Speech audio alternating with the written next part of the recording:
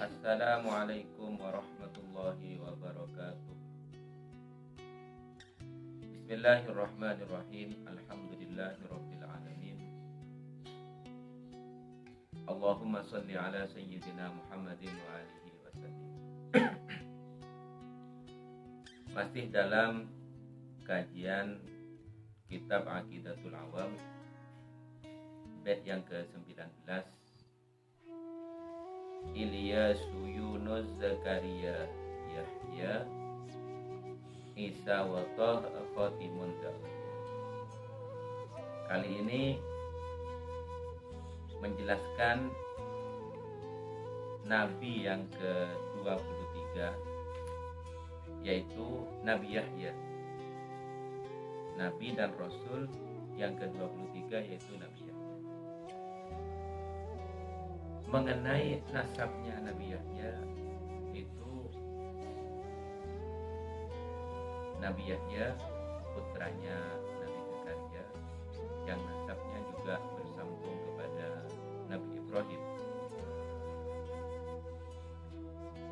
bersambung kepada Nabi Daud, di mana Nabi Daud bersambung kepada Nabi Yakub, Nabi Yakub juga bersambung kepada Nabi Ishak,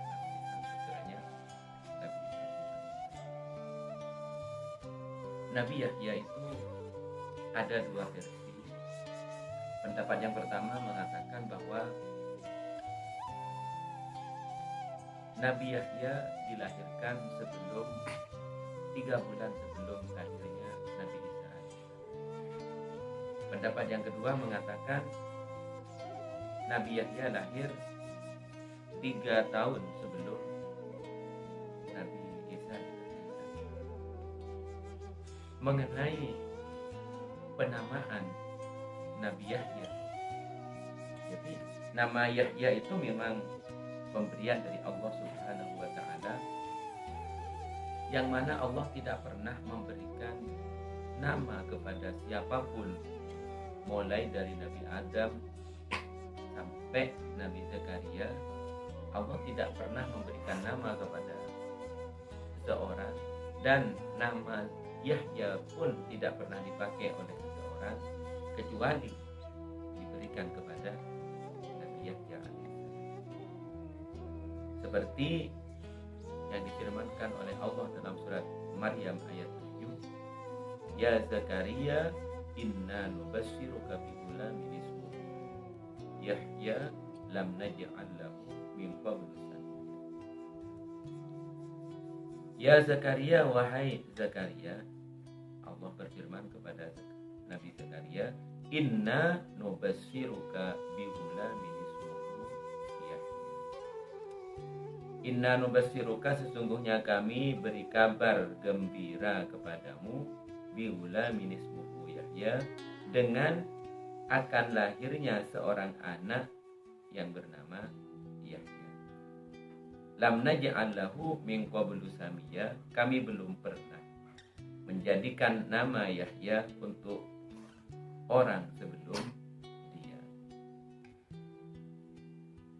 Allah Subhanahu wa Ta'ala mengangkat Nabi Yahya menjadi nabi itu sejak kecil.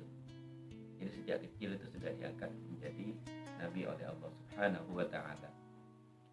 Seperti firman Allah dalam Al-Quran surat Maryam ayat 12, Ya Yahya khudil kitaba bi quwwah wa atainahul hukma sabiyya.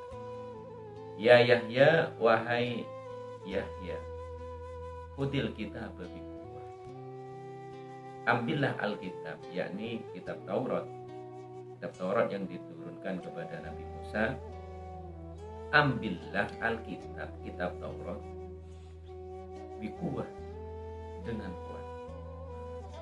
Wa atainahul hukma sabiyya, dan kami telah datangkan kepadanya hukum dan kenabian ketika masih kecil. Jadi Nabi Yahya diutus oleh Allah yaitu kepada Bani Israil, sama seperti ayahnya Nabi Zakaria juga diutus kepada Bani Israel, yang sampai akhirnya Nabi Zakaria dibunuh dengan sadis oleh kaum Bani Israel. Nabi Yahya memerintahkan, mengajak kepada kaumnya untuk beribadah kepada Allah Subhanahu wa Ta'ala dan tidak menyekutukannya. Jadi Nabi Yahya mengajak kaumnya untuk mengamalkan apa yang ada di dalam kitab Taurat. Di mana di dalam kitab Taurat itu ada 5 inti pengamalan yang diperintahkan kepada kaumnya oleh Nabi Yahya.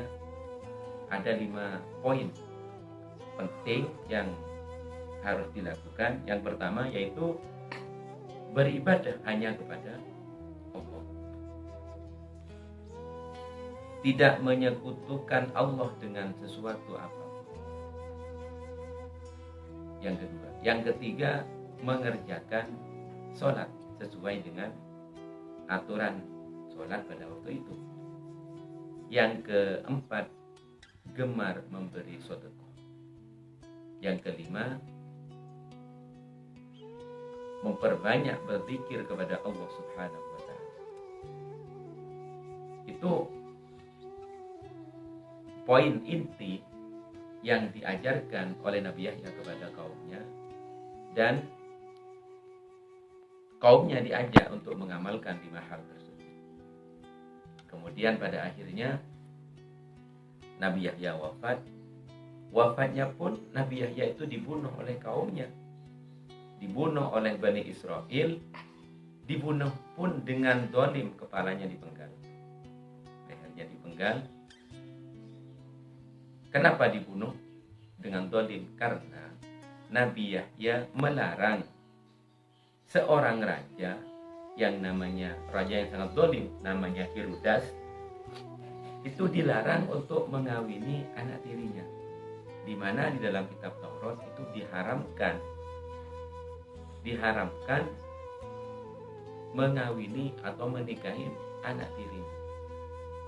Jadi karena Nabi Yahya melarang raja tersebut, maka raja memerintahkan prajuritnya untuk membunuh Nabi Yahya dengan sadis, yaitu dipenggal lehernya. Itulah sekilas tentang kenabian Nabi Yahya. Semoga menjadi keterangan yang barokah, yang manfaat, dan menambah kecintaan kita